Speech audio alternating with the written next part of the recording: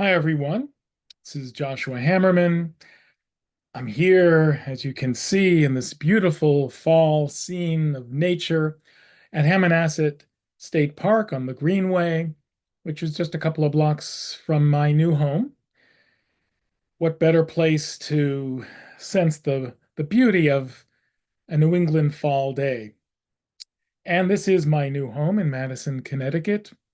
And this is a week when we talk a lot about home, this festival of Sukkot that begins this week, a festival that has mirrored the Jewish experience of finding home wherever we happen to be, and of being able to transport that home in a moment's notice. That the location, the place, the thing called home is perhaps less significant than the concept of being at home. There's also another timely aspect to this that makes it relevant, perhaps the quintessential American cultural phenomenon that explains the meaning of sort of a childhood home is Thornton Wilder's classic play, Our Town. Now, Our Town has been celebrated this month, so it's very relevant. It's just opening on Broadway once again. Once again, relevant to a new generation of Americans.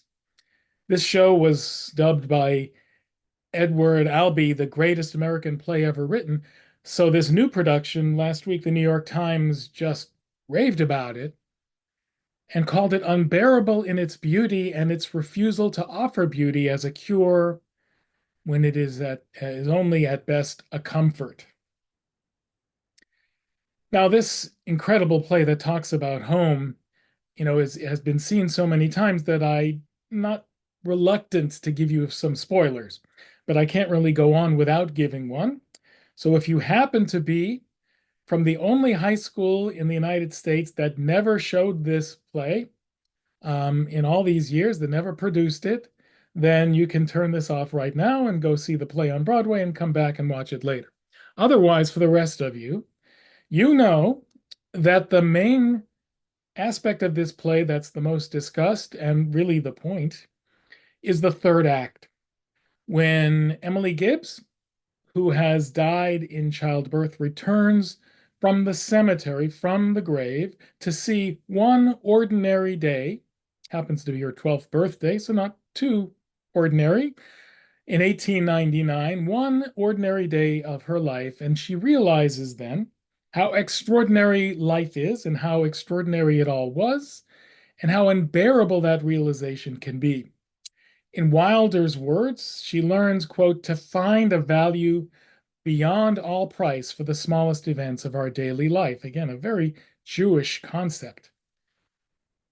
Well, I've never returned from the grave, but 2 weeks ago, for the first Rosh Hashanah in 46 years, I went home again to my synagogue where I grew up, reliving the last moments of my youthful innocence. 46 years ago, when I was 21, and the last Rosh Hashanah of my father's life. That synagogue that I went back to, Kehilloth Israel, it was my Grover's Corners. It was actually in Coolidge Corner, Brookline, Mass. My father had been the cantor there for 30 years. And at that time, it was the epicenter of Boston's thriving Jewish community during the golden age of what author Joshua Leifer recently called in an amazing book, the American Jewish Century. For me, that Elysian moment was shattered by my dad's sudden death from a heart attack on January 1st, 1979. So there I was on Rosh Hashanah with my father, the last time I had been at that synagogue just 3 months before his death. And I sat with him in the back pews as he recovered from a prior heart attack, one that really was just the forerunner to the one that killed him. And this was the same sanctuary where his magnificent voice had resounded for so many years. How strange he must have felt. I could sense that as I reached over to him while sitting next to him. And how strange it must have been for congregants to look back to see him in the back rows and not up there in the pulpit. And then the following year, not to see him there at all, knowing that he was gone forever. Like Emily in our town, I didn't appreciate how within a few months my father would be gone, my childhood home sold, my innocence shattered, leaving me to embark on a lifelong journey, a rabbinic journey that would keep me from returning to my home synagogue on Rosh Hashanah until 2 weeks ago. For many years, decades, really, I couldn't bear to return to that place at all.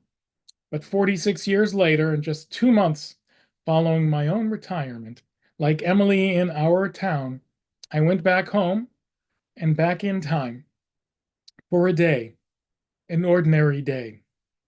Well, as ordinary as Rosh Hashanah could be. For Emily, what was most troubling was watching everyone skidding through life without understanding how precious it all was. She says in the play, I can't bear it, watching her family. They're so young and beautiful. Why'd they have to ever get old? Mama, I'm here. Mama, I'm grown up. I love you all, everything. I can't look at everything hard enough. Good morning, Mama. As I looked out at the packed sanctuary where I had grown up, I recognized almost no one. Few elderly folks came up to me to share memories about how they stood in awe of my dad, and they recalled little Joshi, me, clinging to his leg. Almost everyone that I knew was gone. The shell of the room was similar, the same stained glass windows with names of donors and honorees from the past century. But the pulpit had been relocated, no longer up front. It was in the middle of the room, in the informal, more intimate style, increasingly popular in 21st century America. But as with our town, the scenery is beside the point. When Emily returns to her home, the kitchen table and chairs are gone. Wilder's message is clear. Life is not about things. This was a synagogue where, when I was a child, children were nowhere to be found in the cavernous sanctuary, and while people always sang with passion, decorum was at a premium. Now babies were everywhere, and people moved about the cabin and schmoozed with impunity while the praying was going on. Like Emily, I was more comfortable looking across at the dead people, those familiar names on the windows or on the nameplates of the prayer books. That is until I looked over and saw the name of the window, stained glass, of the very synagogue president who had made my father feel so miserable and unappreciated during his final months. The whole experience was dizzying and disorienting. This was not the home that I had known, nor was it the home that knew me. Almost no one had any idea who I was. And my dad, nearly 5 decades gone, was, in the words of the High Holidays prayer, a passing shadow, a vanishing cloud, a blowing wind, a fleeting dream. His life's dreams had vanished into nothingness. My childhood, too, had been exposed as a fleeting dream. And now, so had my 40 years in the pulpit. How quickly it all ends, how precious it all was. Emily in our town sobs at the realization. I can't go on, she says. It goes so fast. We don't have time to look at one another. I didn't realize. And so she asks to be taken back to her grave, but wants one more look and says goodbye, goodbye, world, goodbye, goodbye, Grover's Corners, Mama and Papa, goodbye to clocks ticking and Mama's sunflowers and food and coffee and new iron dresses and hot baths and sleeping and waking up. Oh, Earth, you're too wonderful for anybody to realize you. Like Emily, I learned that I couldn't go home again until I discovered that I could. And for this part, I just want to change up a little bit and bring you back into my office, my home office. Welcome. Yeah, there's sports memorabilia here, but got a few other things too, like books. Because this part brings us to a place of study. And I discovered that I could go home again. You know, the Talmud records a story about how when Moses ascends to heaven, he sees God sitting and tying crowns on the letters of the Torah. And Moses is confounded by this. He has no idea why this is going on. So he asks, and God explains. Says, there is a man who will be born in many generations named Akiba, who is destined to derive from each of these little thorns in the crowns mounds of laws. It's for his sake that the crowns must be added to the letters of the Torah. So Moses says, wow, I gotta meet this guy. And so God whisks him to the end of the eighth row of Rabbi Akiba's study hall. Now remember, Akiba died in the 135 or so. So this is a long time after Moses and before us.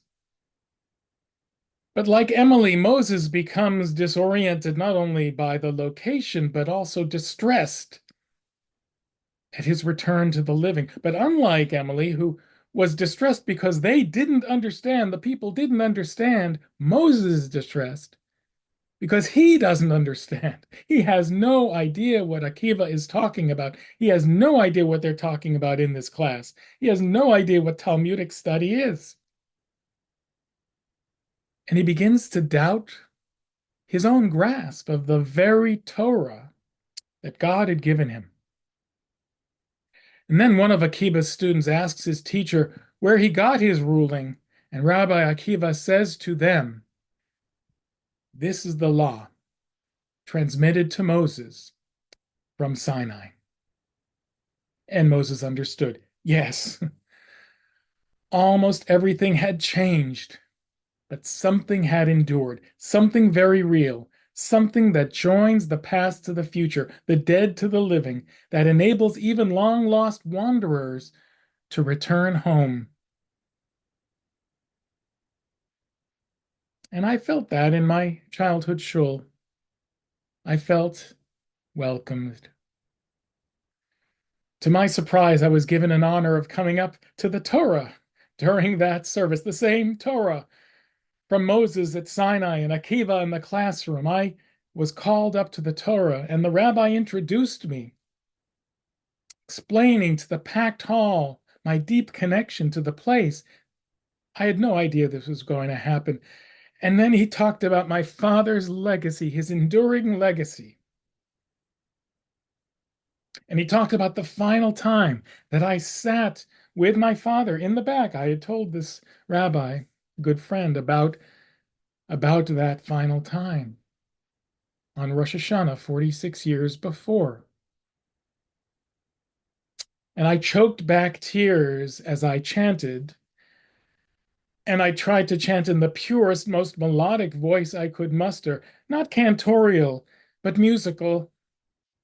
Wanted to be on key. I had a reputation for my family. I don't think I've sung so well in 46 years. And I chanted the same blessings that Jews have been chanting for so many years, in the same language spoken in Akiva's academy and on Moses' holy mountain. A day will come when I'll be forced to bid goodbye forever to my personal Grover's Corners in Coolidge Corner. But generations from now, people I never knew will be reciting those same Torah blessings that I recited with the same words and the same tears. And they'll look around, and if they're fortunate, very fortunate, just for a second, they'll get a glimpse of life's unbearable beauty and truly appreciate it. And we'll know in our bones, as our town's stage manager states in Act 3, that there is something eternal about all of this. And that something has to do with human beings. And somewhere in the back row, I'll sit with Moses, my father, and Emily Gibbs, smiling. Thank you. And have a joyous, in whatever way that beauty can be expressed and felt during these most trying days, a joyous Sukkot.